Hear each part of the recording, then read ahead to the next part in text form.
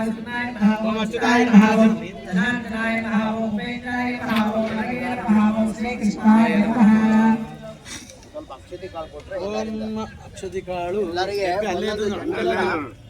ಒಂದು ಒಬ್ಬೊಬ್ಬರಿಗೆ ಒಂದೊಂದು ಹೂವು ಅಕ್ಷತೆ ಕಾಳು ಕೊಟ್ಬಿಡೋಣ ಅವ್ರ ಕೈಯಿಂದ ಹಾಕ್ಬಿಟ್ಟು ಸ್ವಲ್ಪ ಅರಿಶಿನ ಕುಂಕುಮಾಂಸರ ಅಲ್ಲ ಅರಿಶಿನ ಕುಂಕುಮ ಒಂದಿಷ್ಟು ಬತ್ತಿ ಮಾಡಿದ್ವಿ ಪ್ರಸವೇ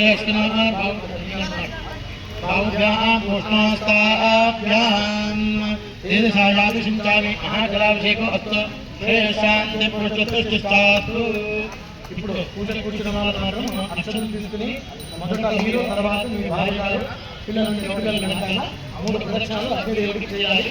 అక్షరం తీసుకొని అక్షదానం తెలిసారి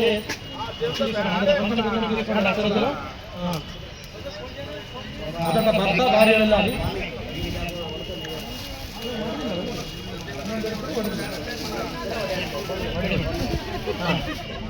जुहरान नमो मुक्तिं देव ओम नमस्ते कारहपत्याय नमस्ते दक्षिणाक्यये पांडवोपयोपरोपाय कर्म ब्रह्मस्वरूपिणे लक्ष्मीशाच्युत गोविंद माधवानंत केशव नमोस्तुते यानि कानि च पापानि जन्मान्तरकृतानि च पापोहम पाप कर्माहम पापात्मा पाप संभव शरणागतवत्सला कारुण्य भावेन रक्ष रक्ष हुताशना अग्नेय सुपता रागे अस्मान् विश्वानि देव वयुनानि विद्वान् योग्यस्मृहराणेन नमो मुक्तिं विधे भूयिष्ठान्तेन मुक्तिं विधेम नमस्कार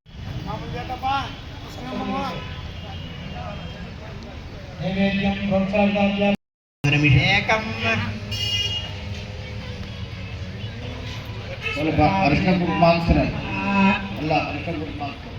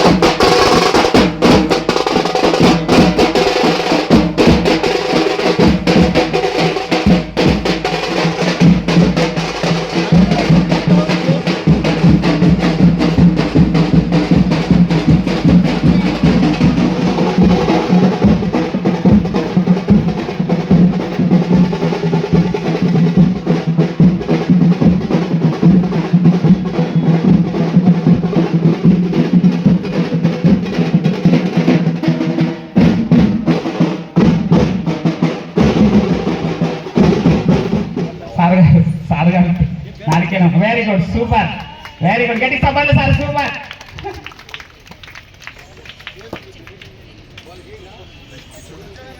మనకి ఎల్లవేళ దండిగా ఉన్నాయి. చాలా సంతోషిస్తున్నాను నేనైతే.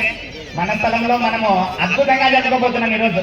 ఎక్కడో ఎవరినో అడుగుతుంటే వాళ్ళు వీళ్ళు అడిగే లేకుండా ఈరోజు చాలా చక్కగా మన అజంతా ఫంక్షన్ వాళ్ళు అద్భుతంగా డెకరేషన్ చేశారు. నిజంగా ఇది చాలా గర్వించదగ్గ విషయము.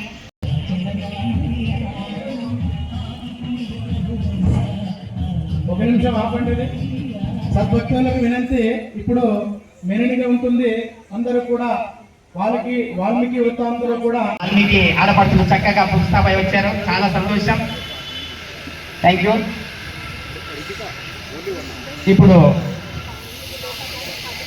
మనము పాటతో స్టార్ట్ చేస్తున్నాం సార్. కుమారెడ్డి గారు ప్రార్థన చేస్తారు. ప్రార్థన. శుక్లాంబరధరం విష్ణు శశివర్ణం చతుర్భుజం ప్రసన్నవదనం ధ్యాయే సర్వే అగజా ఆనన పద్మార్కం గజానన మహర్నిశం అనేకదంతం భక్తానాం ఏకదంతముపాస్మయే ఏకదంతముపాస్మయే. గురు బ్రహ్మా గురు విష్ణు గురుదేవో మహేశ్వర గురు సాక్షాత్ పరబ్రహ్మం తస్మై శ్రీ గురవే నమః. తస్మై శ్రీ గురవే నమః. వాల్మీకులు అంటే రౌడీలుగా, వాల్మీకులు అంటే చేతగాని వాళ్ళగా రకంగా చూస్తారు తప్పితే ఇంకా మనల్ని ఎవ్వరు కూడా సరైన గుర్తింపు ఇవ్వలేదు. అన్ని రకాలుగా, రాజకీయాల్లో అయితేనేమి, సామాజికంగా అయితేనేమి, ఆర్థికంగా అయితేనేమి, అన్ని రకాలుగా మనం ఇంకా వెనుకబడి ఉన్నాం. ఖచ్చితంగా మనం ముందుకు వెళ్ళాల్సిన అవసరం ఎంతైనా ఉన్నది. ఇక్కడ అమ్మ వాళ్ళు అందరూ వచ్చారు.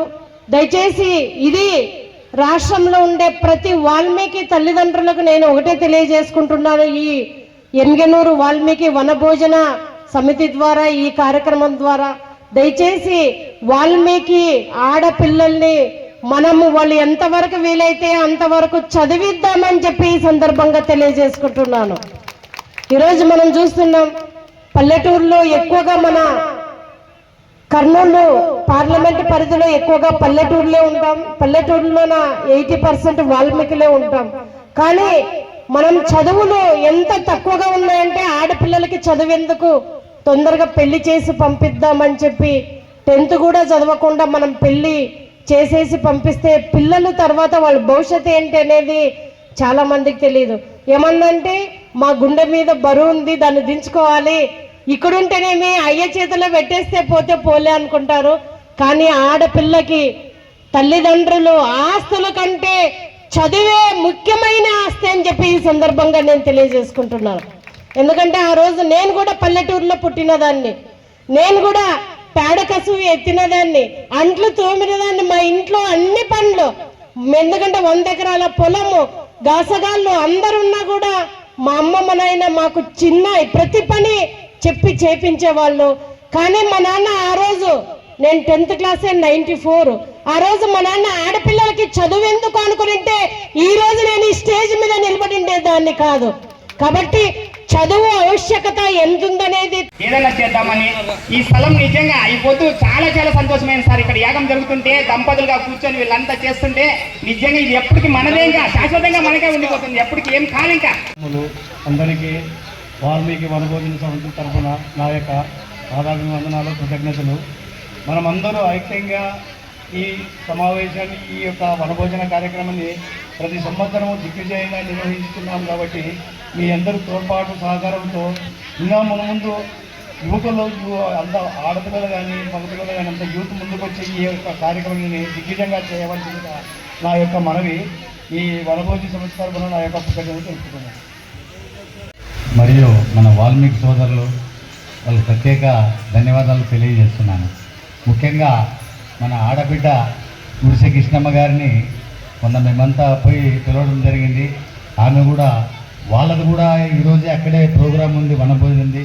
అయినా కూడా ఎమ్మెగనూరు అంటే ఓ ప్రత్యేకత అన్నయ్య, మీరు వచ్చినారు, తప్పకుండా నేను ఎమ్మెగనూరుకి వస్తానని దయచేసి ఇట్లే ప్రతి సంవత్సరం కూడా అక్క చెప్పినట్లుగా ఇంతింతై ఇంకా ఎంతో ఎదిగే అవకాశాలు కూడా మనకు ఉన్నాయి.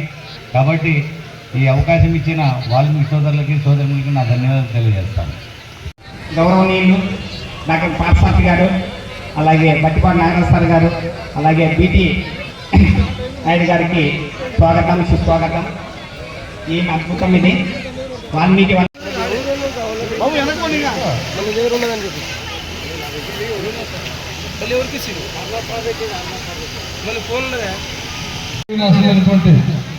మా అన్నగారైన ఎమ్మెల్సీ అయినటువంటి బీటీ నాయుడు అన్నగారికి, మరి అదేవిధంగా ఎమ్మెల్యే పార్సాతి అన్న గారికి, అలాగే డిఎస్పీ గారు వెంకటరామయ్య గారికి, మరి వాల్మీకి సోదరులు వివిధ హోదాలో ఉన్నటువంటి ప్రతి నాయకుడికి, మరి వేదిక ఉన్నటువంటి వాల్మీకి కుటుంబ సభ్యులందరికీ పేరు పేరున రెండు చేతులు నమస్కరిస్తూ శుభాకాంక్షలు తెలియజేస్తా ఉన్నారు.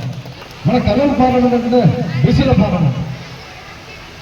మన కూడెం ప్రభుత్వంలో భాగంగా తెలుగుదేశం ప్రభుత్వం ఆనాడు మన బీటీ నాయుడు గారికి 2 సార్లు అవకాశం ఎంపీ పదవికి, తర్వాత ఎమ్మెల్సీ కూడా 2వ సారి, హోరాహోరా కూడా 2వ సారి ఎమ్మెల్సీ పదవి అన్నగారికి ఇచ్చారు. నేను మొన్న వైజాగ్ వినలేదు, మొన్న మీకు విషయం చెప్పాలి కూడా. అచ్చెన్నాయుడు సార్ మేము అంతా వెళ్తుంటే సందర్భం వచ్చి అన్నగారికి సందర్భం వచ్చింది. ఇంత హోరాహోరా కూడా మా జిల్లాకి ఎమ్మెల్సీ చేయించారు, ధన్యవాదాలు సార్. నేను మళ్ళీ ఏదో గుర్తొచ్చింది అన్నగారు చెప్తే అక్కడ సార్కి.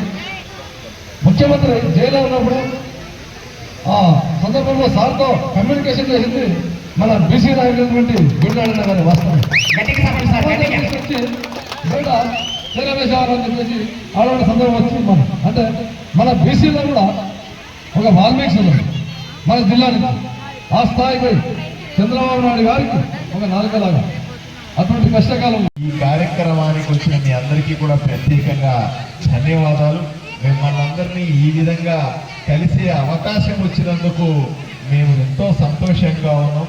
ఈ రోజు కాదు, ఏ రోజుకైనా మీలో ఒకరిగా మీ కష్ట నష్టాలతో పాటుగా మేము కూడా ప్రయాణం చేస్తానని మీ అందరికీ హామీ ఇస్తూ సెలవు తీసుకుంటాను. నమస్కారం. అతిథులుగా ఆహ్వానించి ఈ యొక్క బ్రహ్మాండమైనటువంటి కార్యక్రమాన్ని నిర్వహించినటువంటి అందరికీ ధన్యవాదాలు.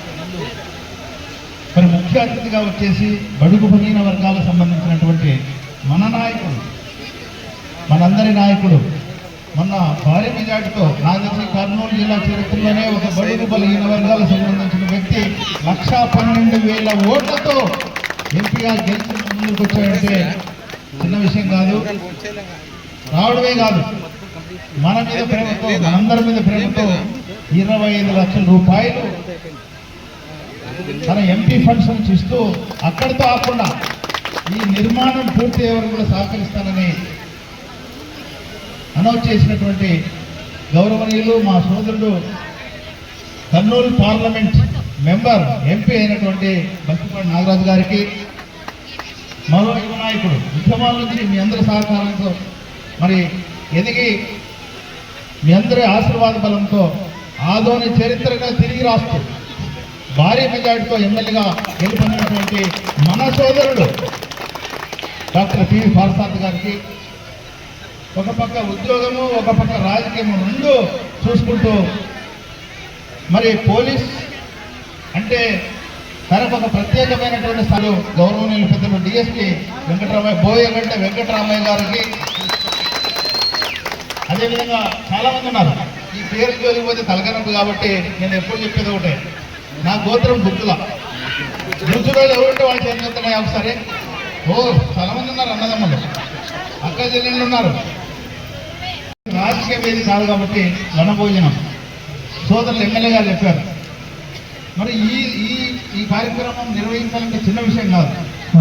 దాదాపు ఒక నెల రోజుల నుంచి పెద్దలందరూ కష్టపడుతున్నారు. మా దగ్గరకు వచ్చి ఇన్విటేషన్ ఇస్తూ మరి భోజనం పెట్టాలంటే భోజనం ముఖ్య రాదు, దానికి సంబంధించిన ఖర్చులు భరిస్తూ ఈ యొక్క కార్యక్రమాన్ని నిర్వహించినటువంటి అందరూ కూడా మహర్షి వాల్మీకి ఆశీస్సులు ఉండాలని ఈ సందర్భంగా మీకు ఒకటే గుర్తు చేస్తున్నాను.